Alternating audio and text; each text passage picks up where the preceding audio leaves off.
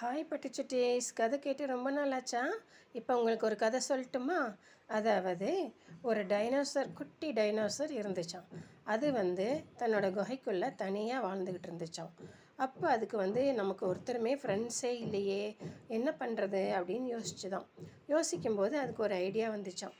அது பக்கத்தில் ஓடுற குகைக்கு பக்கத்தில் ஒரு ஆறு ஓடிச்சான். அந்த ஆறுகிட்ட போய், ஆரே ஆரே, நீ எனக்கு ஃப்ரெண்டாக இருக்கிறியா அப்படின்னு கேட்சான்.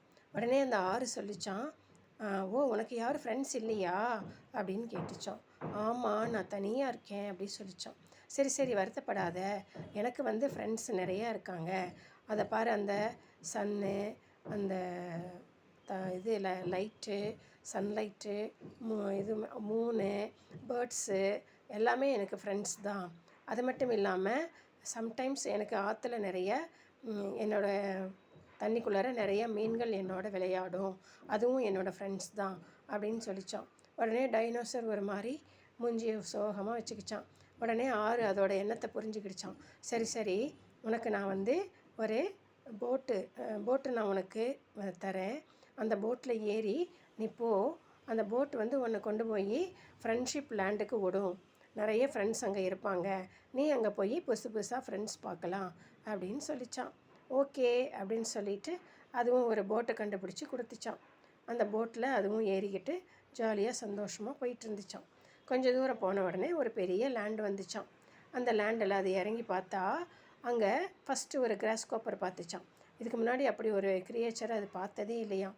அது வெல்கம் வெல்கம் அப்படின்னு சொல்லி இதை கூப்பிட்டுச்சான். அப்புறம் பார்த்தா அங்கே நிறையா பட்டர்ஃப்ளைஸ், பேர்ட்ஸு, அப்புறம் அனிமல்ஸு எல்லாம் இருந்துச்சான்.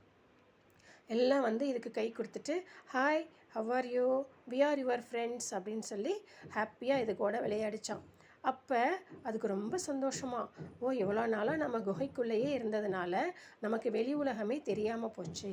இப்போ நம்ம வெளியில் வந்தங்காட்டியும் தான் இத்தனையும் நம்மளால் பார்க்க முடியுது.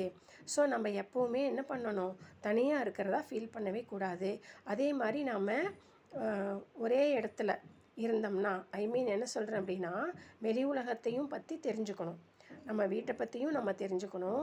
அதே சமயத்தில் வெளி உலகத்தில் நமக்காக எத்தனை பேர் ஃப்ரெண்ட்ஸ் இருக்காங்க, எத்தனை பேர் நமக்கு ஹெல்ப் பண்ணுறாங்க, எத்தனை பேர் நமக்காக அன்பு செலுத்துகிறவங்க இருக்கிறாங்க அப்படின்னு நாம் புரிஞ்சுக்கிட்டால் தான் நம்மளுடைய வாழ்க்கை அழகாக அமையும். சரிங்களா குட்டீஸ்? ஓகே, இந்த கதை உங்களுக்கு பிடிச்சிருந்தா லைக் பண்ணுங்கள், ஷேர் பண்ணுங்கள், வழக்கம் போல் சப்ஸ்கிரைப் பண்ணுங்கள், பெல் பட்டனை ப்ரெஸ் பண்ணுங்கள். நன்றி. வாழ்க வளமுடன்.